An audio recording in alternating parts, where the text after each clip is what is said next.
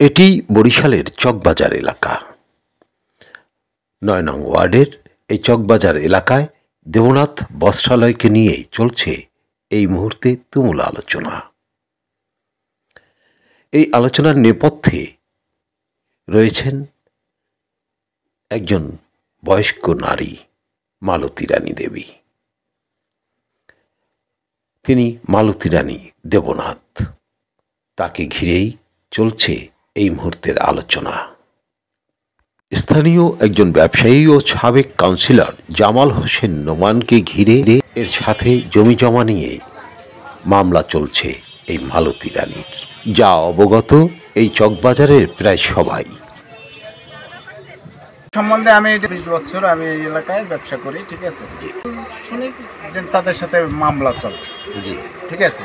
এবং বাবুল যে তারে আমি এই অনেক আগ থেকেই সে ওই দোকান, আমার দোকানের আগে অনেক বছর আগ থেকেই সে ওই দোকান চালাইতেছে। তারপর ওই জায়গায় আরেকজন হিন্দু ছিল, সে শুনছি নাকি বিক্রি করে গেছে, কিন্তু বাবুল মেয়ের সাথে ওটা মামলা চলতেছে এই তারিখে আমরা জানি।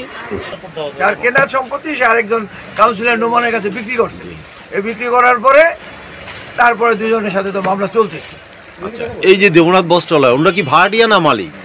আমরা তো দেখি ভাড়াটিয়া হিসাবে উনি ছিল, মালিক থাকলে তো পুরোটাই ওনার থাকতো। উনি এক কোনা চিলটা কিভাবে মালিক, পুরো সম্পত্তির মালিক হয়।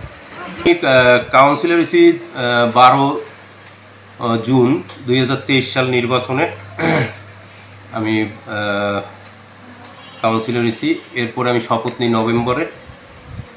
এই জমি সংক্রান্ত ব্যাপারে আমার কাছে কোনো পক্ষই আসেনি এবং এই ব্যাপারে আমার কাছে তারা কেউ কিছু বলেনি। তা আমি এইটার ব্যাপারে কীভাবে জানবো আর কীভাবে বা তাদের সহযোগিতা করব? আমার কাছে একটা কথা বললে আমি বুঝতাম যে এখানে এইটা সমস্যা আছে। আমার সাথে কাছে তো কেউ যোগাযোগ করেনি, তাই আমি কীভাবে জানব? এরা ছিল ভাড়াটিয়া, আমি যতটুকু জানি।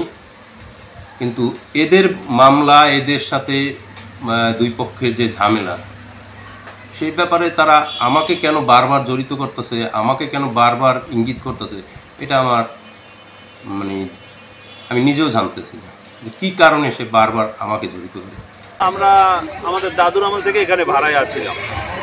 দাদু এখানে ভাড়া নিয়ে দোকান এবং বসবাস করত। উনি মারা যাওয়ার পর থেকে আমার বাবা আমার নানির হিসেবে আর কি এখানে পরিচালনা ব্যবসা বাণিজ্য করেন। তো উনি আমার নানি যখন আমার শ্বশুরে মারা যান, তখন আমার শাশুড়ি আমার সাথে থাকে এবং পিছনের বাসাটা থাকে। মানে এখানেই পিছনে বাসা ছিল? হ্যাঁ, আচ্ছা। বাসাটুক ছাড়িয়ে দেন শঙ্কর কুমার রায়চৌধুরীর কাছে। শঙ্কর কুমার রায়চৌধুরী আবার তার কাছে এই ভাড়া দেন 1 নম্বর বিবাদীর কাছে, এই সুনীল কুমার শাহর কাছে। যেই লোকটার জন্ম হয় নাই, যে লোকটা কাগজ বানাইছে, যে লোকটা জন্মের 2-3 মাস পরে, 3 মাস পরে জন্ম হয়েছে, 3 মাস আগে সে একটা কাগজ বানাইছে। হ্যাঁ, তার কাছে সেই আমাদের সাথে দলিল করার পরেই আমার লাগে একটা গ্যাঞ্জাম বাজাইছে। আমরা তার কাছে ভাড়া চাইতে যাইয়াই আমার লাগে গ্যাঞ্জাম বাজাইছে।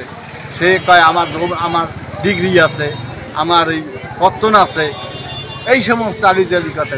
তখন আমাদের তার সাথে তো ঝগড়া করার দরকার নাই। আমরা কোর্টের মাধ্যমে আমরা মামলা করছি, কাগজপত্র তুলছি, দেখছি হ্যাঁ সে এটাই করছে। তখন দেখি সেই কাগজগুলো সম্পূর্ণ ভুয়া এবং মিথ্যা। যতদূর জানা গেছে, বরিশালের এই এলাকাটি মূলত হিন্দু অধ্যুষিত এলাকা। এখানের বেশিরভাগ ব্যবসায়ী হিন্দু ধর্মাবলম্বী এবং তাদের অনেকেই এখন দেশ ছেড়ে চলে গেছেন ভারতে, আর যাওয়ার আগে কেউ বিক্রি করে গেছেন, কেউ বা অন্য কোনোভাবে কাউকে দিয়ে গেছেন। এই সুযোগে চলছে জাল কাগজ তৈরি করে বিভিন্ন জনকে অপদস্থ করা। জানিয়ে আসছে বিস্তারিত।